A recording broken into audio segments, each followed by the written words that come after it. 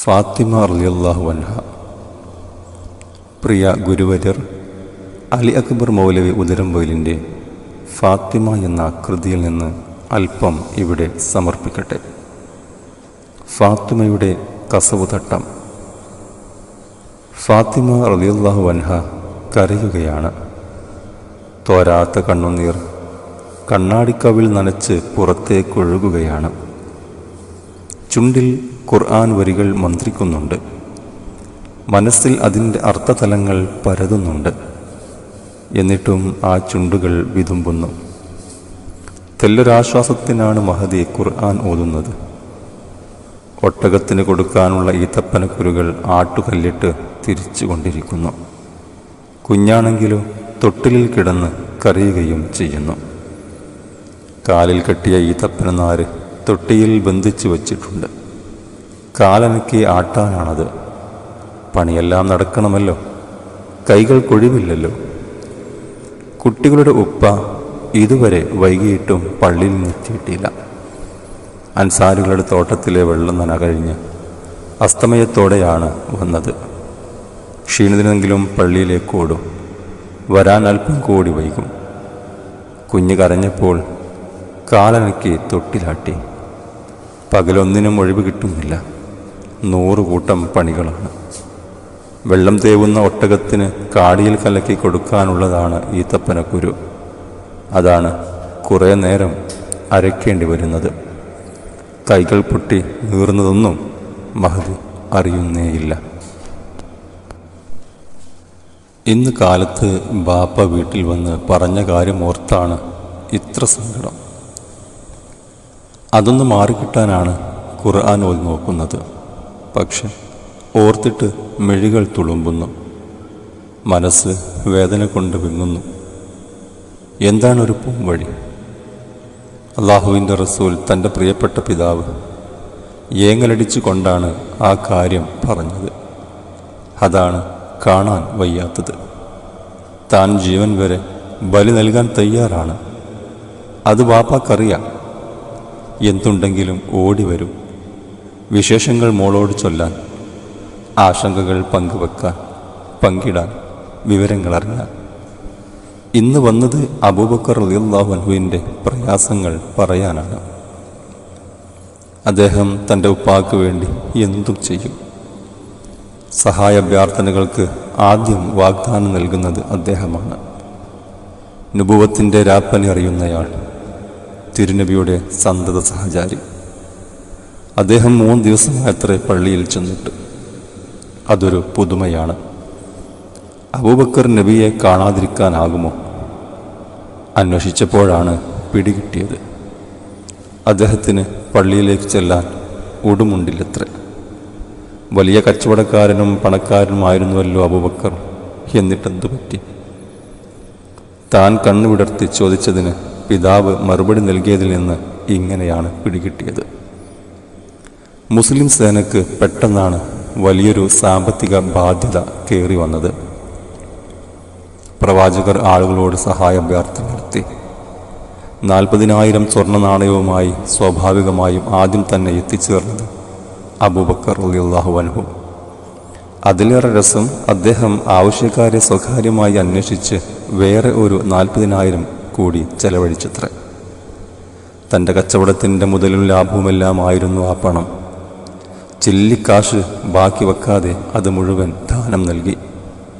എന്നിട്ടിപ്പോൾ ഉടുക്കാൻ മുണ്ടില്ലത്ര. പാവം, പ്രവാചകർ കൂട്ടിച്ചേർത്തു. താൻ നമ്മുടെ വീടുകളിലെല്ലാം കയറി ആവശ്യത്തിനപ്പുറം ഒരു കഷ്ണം തുണി പോലും ഈ മദീനയിൽ എവിടെയും എടുക്കാനില്ല. മോളെ, നാം എന്തു ചെയ്യണം? അബൂബക്കറിനെ സഹായിക്കണമല്ലോ. പിതാവിൻ്റെ മനം കത്തുന്നുണ്ടെന്ന് മുഖം പറഞ്ഞു. ഇന്ന് മുഴുവൻ ആ ത്യാഗത്തിൻ്റെ ഓർമ്മകളാണ് തന്നെ കരയിച്ചത്. ജോലിയുടെ വിഷമതകളൊന്നും ഇന്നറിഞ്ഞിട്ടില്ല. തത്വചിന്തകളിൽ മനം മറിയുകയാണ്.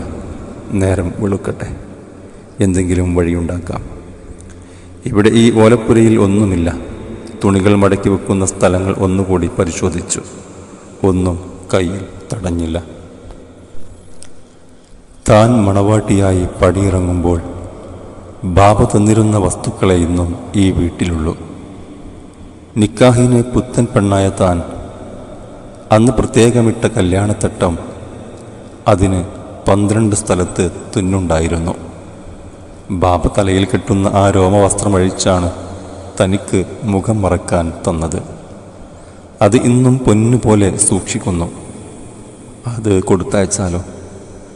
വീട്ടിനുള്ളിൽ തനിക്ക് ആവശ്യമില്ലല്ലോ, പുറത്തു പോകേണ്ട കാര്യവുമില്ല. പോകേണ്ടെന്ന് വെക്കണം. എന്നാലും അബൂബക്കർ ഉടുക്കട്ടെ. പിന്നെ വല്ലതുമുണ്ടോ? ഫാത്തിമ പരിശോധിച്ചു, ചിക്കിത്തിരഞ്ഞു. അന്ന് കല്യാണ രാവിൽ അബൂബക്കറും ഉമറും ഉസ്മാനും ഉസാമയും തന്നെയാണ് ഇവിടെ ഈ കാണുന്ന ചില്ലറ വസ്തുക്കൾ കൊണ്ടുവച്ചത്. ഒരാസുകല്ല്, ഊറക്കിട്ട ഒരു തോല്, ഈത്തപ്പനയോൽ നിറച്ച ഒരു തലയിണ, ഈന്തപ്പന കുരുവിൻ്റെ ഒരു തസ്ബിഹ് മാല, പിന്നെ ഒരു തളികയും കോപ്പയും. ഇതുമാത്രമാണ് തനിക്ക് സ്ത്രീധനം കിട്ടിയ മുതൽ. അതിശയപ്പെട്ട് അന്ന് അബൂബക്കർ റളിയല്ലാഹു അൻഹു തന്നെയാണ് ചോദിച്ചത്, നബിയെ, ഇതാണോ ഫാത്തിമയുടെ വീട്ടിലേക്ക് കല്യാണ സമ്മാനം? ദുനിയാവിൽ ഇത്രയൊക്കെ മതി. അളന്നു മുറിച്ച മറുപടി. അവ ഇപ്പോഴും വീട്ടിലുണ്ട്. അതിലൊന്നും അദ്ദേഹത്തിന് നാണം മറക്കാനുള്ളതൊന്നുമില്ല. തൻ്റെ തട്ടം തന്നെ കൊടുത്തയക്കാം. നേരം പുലരട്ടെ, ഫാത്തിമ തീരുമാനിച്ചു.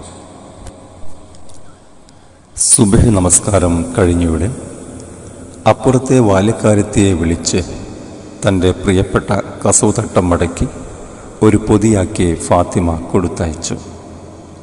എന്നിട്ടാണൊരാശ്വാസം കിട്ടിയത്. ആ പെണ്ണിനോട് ഇങ്ങനെ പറഞ്ഞയച്ചു, അബൂബക്കറിനോട് ഇങ്ങനെ നീ പറയണം, താങ്കൾ എൻ്റെ പിതാവിന് ചെയ്ത സഹായങ്ങൾ ഓർമ്മയുണ്ട്.